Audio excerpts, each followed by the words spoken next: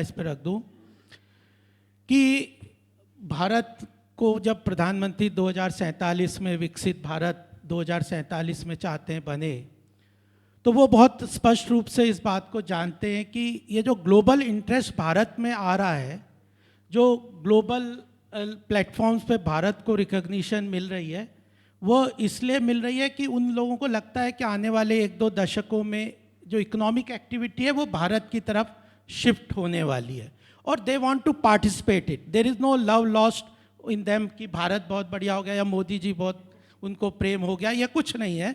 उन्हें लग रहा है कि इकोनॉमिक एक्टिविटी यहाँ आ रही है और वही ग्रोथ स्टोरी है हम लोगों के लिए, और ये हम ही नहीं कह रहे, पूरा वर्ल्ड इस बार रिकॉग्नाइज कर रहा है। अब how to propel that growth story is important financing के लिए। मेरे को दूसरी बात जो यहाँ पे ये कहनी है वो ये है कि देखिए 2014 में जब हम सत्ता में आए, मुझे लगता है कि देश में 3 स्टेक होल्डर्स है। यहाँ पर्टिकुलरली इस बैंकिंग कॉन्क्लेव के लिए मैं 3 स्टेक होल्डर्स को मानता हूँ। एक तो है poor segment of the society, जिसके लिए 2014 से चाहे बैंकिंग सेक्टर ने फाइनेंशियल इंक्लूजन का ज़बरदस्त काम किया है। डायरेक्ट बेनिफिट ट्रांसफ़र टेक्नोलॉजी को यूज़ करते हुए बहुत ज़बरदस्त काम किया है।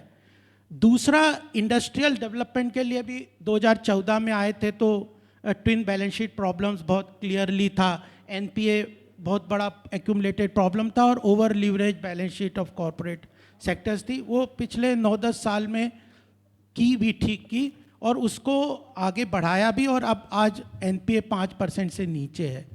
मिडिल क्लास के लिए भी कुछ करना अभी बहुत ज़रूरी है, तो उसमें एक सेक्टर जैसे रियल एस्टेट सेक्टर में housing is an important area, middle class के लिए करना चाहिए।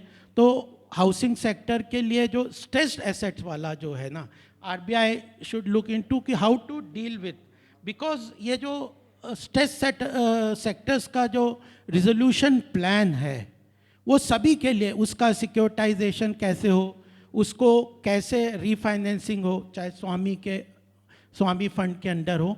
बट रियल एस्टेट सेक्टर अपने आप में एम्प्लॉयमेंट जनरेटिंग भी है। रियल एस्टेट सेक्टर में मिडिल क्लास का बहुत पैसा लगा, उनका जीवन की बहुत कमाई उनके बीच में लगी हुई है। इसके रिजोल्यूशन के लिए भी इसमें जो स्टेक होल्डर्स हैं उसको मेजॉरिटीली उसके लिए एक बैंकों को भी एक हेयर कट की भी इशू आएगी। लगभग 50-60 हज़ार करोड़ का फंड का उसमें ब्लॉकेज है, तो वो स्वामी फंड के माध्यम से वो अल्टीमेटली आगे ले जाना चाहिए। और जब मैं ग्रोथ स्टोरी की बात कर रहा था तो भारत की अर्थव्यवस्था अगर तेज़ी से आगे बढ़ेगी तो उसमें उत्तर प्रदेश का बहुत बड़ा रोल है, और उत्तर प्रदेश में गौतम बुद्ध नगर का बहुत बड़ा रोल होने वाला है। तो अगर वो वही कैटलाइज करेगा, प्रोपेल करेगा इंडिया की ग्रोथ। वो पोटेंशियल, अगर आज उत्तर प्रदेश 8% की जीडीपी में कंट्रीब्यूट कर रहा है और वो योगी जी कह रहे हैं कि 20% की ग्रोथ को कंट्रीब्यूट जीडीपी में करना है, तो उसके लिए कुछ कैटलिस्ट चाहिए। और उसके लिए जिस तरह का इंफ्रास्ट्रक्चर गौतम बुद्ध नगर नोएडा में है, वेस्टर्न पेरिफेरल, ईस्टर्न पेरिफेरल, ये सारे हैं, तो मुझे लगता है कि वह प्रोपेल करेगा ग्रोथ उत्तर प्रदेश की, उत्तर प्रदेश प्रोपेल करेगा देश की अर्थव्यवस्था को। तो ये मुझे लगता है, और we are working on that कि how international financial centre can come up. पीछे अभी वो भी आया था कि भल्ला साहब ने कहा कि we need an international financial centre, and 40% of the national financial transactions take place in the north, और बहुत सारी Indian financial transactions go to Hong Kong,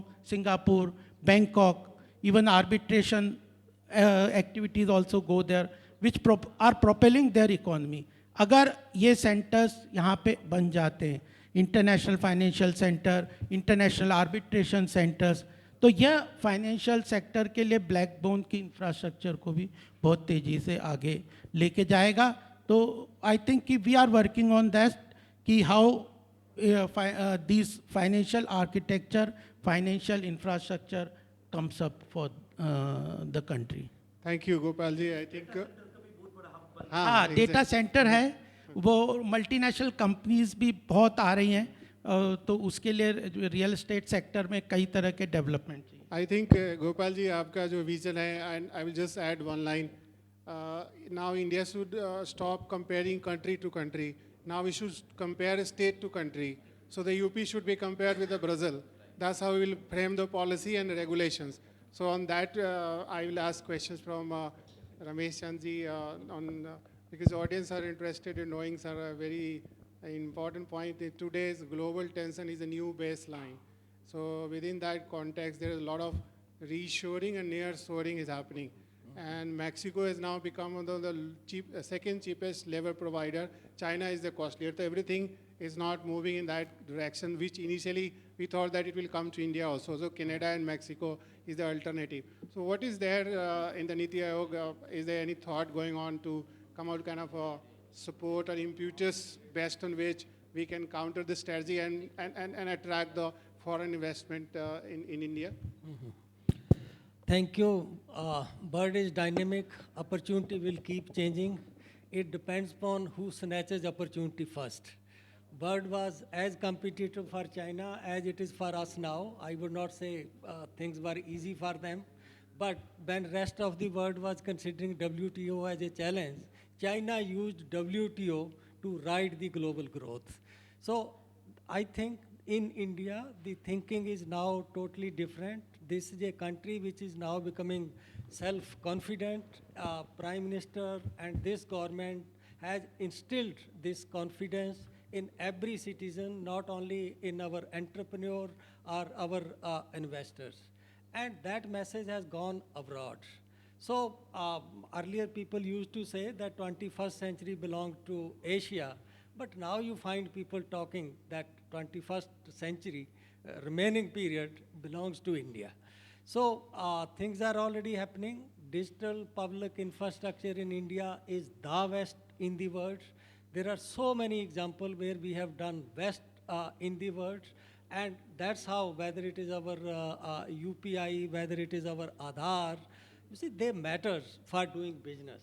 They matter like logistic matter for competitiveness. These kind of things and institutions are equally important for improving competitiveness. And also India itself is a huge market.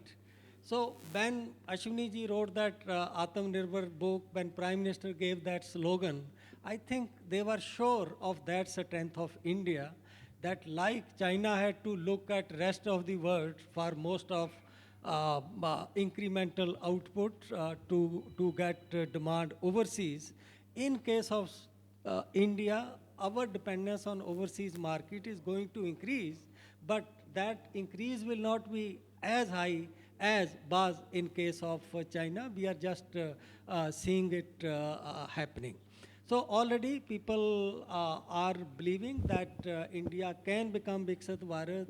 India can dream of 30 trillion economy by 2047. This slogan has gone down from center to states. Today, every state is preparing plans for how much we will grow. Like Viksit Gujarat 2 days back, 3 trillion target. UP by 2030, I think they have $1 trillion. Chennai has that 2 trillion. So I think for India to grow, the states must grow. Like I would, since I know that there is a time constraint in relation to topic of this session, I would like to give one message. That Viksit Bharat is a goal. The second stage is what are the means to reach that Viksit Bharat. And those means, the first most important mean is from where capital and financing will happening. In some of the state, I find there is a strong desire to have 1 trillion economy or 2 trillion economy. I personally found that when I went there, they hired some agency. I just asked them, what are your calculation for how much investment is needed if 200 billion is to become 1 trillion? They were blank. So I think this topic which you have chosen, particularly for this theme, it is very important. It is a mean to reach the Viksit Bharat. We should take it more seriously, not only in the center, but more importantly in the state. In center still, because Prime Minister, even if Niti Yoga or other people don't realize something, he just nudges us. This is important, which you are not realizing. But I think we have to make state also to realize that put emphasis on capital expenditure, look at investment. The first lesson in growth theory in economics used to be ICOR, incremental capital output ratio. So all states should look at that incremental capital output ratio. Based on that, calculate what is the requirement for investment, and then move ahead toward Viksit Pradesh and Viksit Bharat. Thank you. Thank you, Rameshji. I'm really falling short of time because Anilesh is asking me to close it down. I have a lot of questions, but then I'm just parking it for outside. Some of them, Jain sir, I'll discuss you personally, and from you, like contract enforcement, we are 163 rankings, what we are going to do. Bond indexation, that JP Morgan has just dropped India from indexation, so as a result, we are just less than 1% of foreign investment. So is there some tax issue? And maybe you can even ask us about regulatory coherence and regulatory reform. So though Mr. Jain has said and RBI is doing a phenomenal job, we have some members on the board here, there is still a need, I think, for more regulatory coherence to deliver all that we want to do. Sir, one classical example is for a startup, we are focusing so much.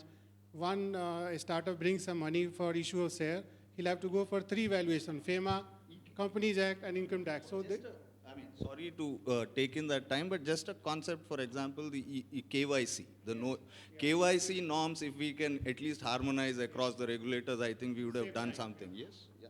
Save time for country, save time for the bank cost. So thank you very much, sir. Distinguished panelists, it was my personal pleasure to have you here. Rajgiranji, I have a lot of questions, but we are falling short of time. Sorry for that. And thank you very much, audience, for giving give a big round of applause at the end of the session. I am sure you must have enjoyed. You never get such a distinguished people at one place to ask questions. Thank you very much. From my side, from the organization side, I think we are really very, very happy that you have taken time from your very busy schedule and graced the occasion. Thank you very much. Thank you, Rajiv ji. Just hold on. There is a small token of appreciation from the organizers. Maybe Anil ji, please come upstairs. Anil ji, as you all know, is an eminent chartered accountant from Delhi. He was earlier sitting on the board of UCO Bank, and he is Sampark Pramukh at Swadeshi